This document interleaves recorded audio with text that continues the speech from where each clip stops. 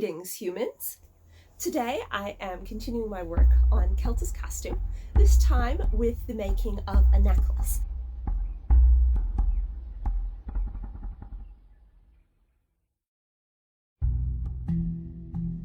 Now, those of you who have been watching through this whole process may recall me saying that I had already made Kelta's necklace.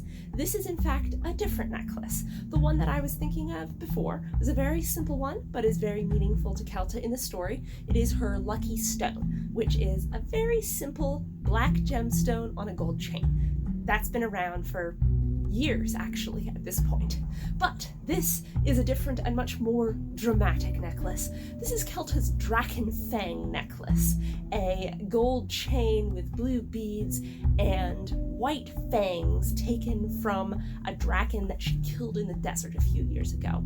This is also rather significant to her because it is a trophy of mastery, proving that she has beaten one of these magical monsters that roam the land of Taxia.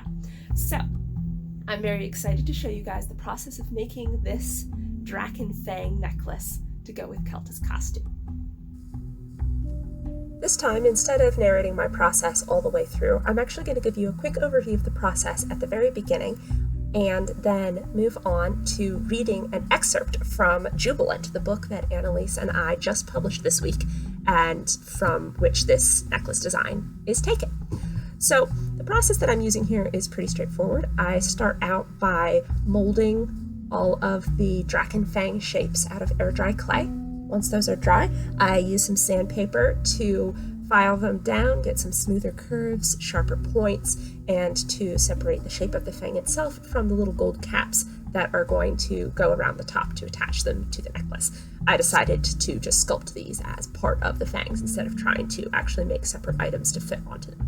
So once that is all sanded down and I'm happy with the shape, I wrap the fangs in masking tape and take them out to the garage to spray paint the gold cap section and then untape them to leave the fangs themselves pristine and white. Then I take a little bit of acrylic paint, make those fangs look like ivory, a little bit aged and yellowed, and then take them back out to the garage again and hit them with a quick gloss coat to get that nice shine to them. And then it's just a matter of stringing them with beads on a necklace, and you don't really need an explanation of that because everybody knows how you put beads on a string. So without further ado, let's get to the exciting part. I'm going to read a section from Jubilant in which one of the main characters, Kelta, is with some of her crewmates in a bar, and her crewmate Farron is telling a story about where Kelta got her Drakenfang necklace.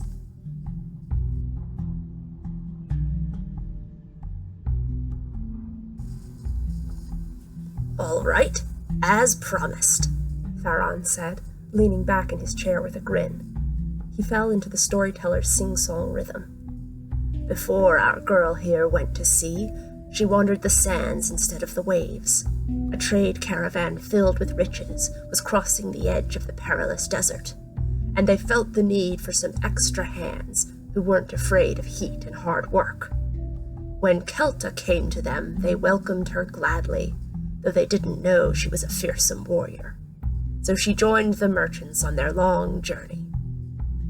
One day in the deepest depths of the desert, with nothing but sand in sight for miles, suddenly there comes a terrible roaring that shakes the bones of man and beast. And down from the rocks comes a dreadful monster, a lizard bigger than the largest horse, with scales the color of dried blood, and stubby legs that scuttled through the sand. It had jaws like a bear trap, fangs like knives, and before anyone could move a muscle, it breathed out a blast of blazing fire, hotter than a furnace and brighter than a bonfire. It cooked one of the camels to a crisp, then ripped it in half with a single bite and swallowed the head and shoulders whole. Everyone panicked and ran for the hills, hoping the draken would eat its camel and leave the rest of them alive. But when they reached the safety of the rocks, they realized Kelta wasn't among them. These were honest men with kindly hearts, so they agreed to send back someone to search for Kelta's corpse and bury her bones. They gathered the courage to creep out of hiding, and when they returned to the place of the Draken's arrival, what did they see on the blood-stained sand? He paused to take a drink, and the Faceni sailors leaned forward eagerly. The end of the story was obvious, given that Kelta was alive and wearing a necklace of Drakenfangs, but that didn't seem to dampen anyone's enthusiasm to hear what happened next. They saw the woman standing unwounded over the body of the bloodied monster, Theron said triumphantly as he banged his cup back down onto the table. She'd ripped it to bits with her bare hands. She'd torn its head from its hideous torso and hurled it halfway to the rocky hills. Its gnarled neck was split open, with the camel's head still stuck halfway down its gaping gullet. When Kelta saw the caravan men, she smiled and squatted by the severed head to steal the fangs from the fearsome jaws. I've always wanted to wear a necklace of Drakenfangs, she told the men. And they continued on across the desert, with Kelta carrying her gruesome prize, and every bandit or beast that approached them turned and fled when it saw those fangs. You may be sure they reached the shore with no more trouble or trials to face. The Faceni sailors laughed and clapped in appreciation, and one of them leaned over to refill Theron's cup. One of the others eyed Kelta. Why'd you decide to throw in your lot with these lubbers, eh? With skills like that, you could be a famous gladiator or something. Gladiators don't get paid in gold, Kelta said dismissively, letting a finger hook in and out of the links of her necklace so it clinked and flashed in the lantern light. In truth, the dragon had been smaller than a pony, and she had killed it with her swords, not her bare hands. She also hadn't been traveling with a caravan, but she was content to let Theron tell whatever version of the story he wanted.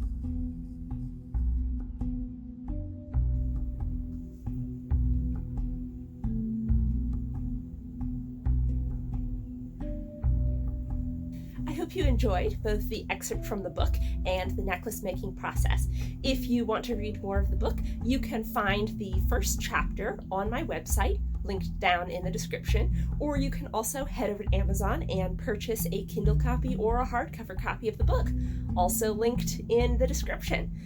I hope you guys stick around and see more of this process as I keep working through this, so like, comment, subscribe, ding the bell, or whatever people usually say.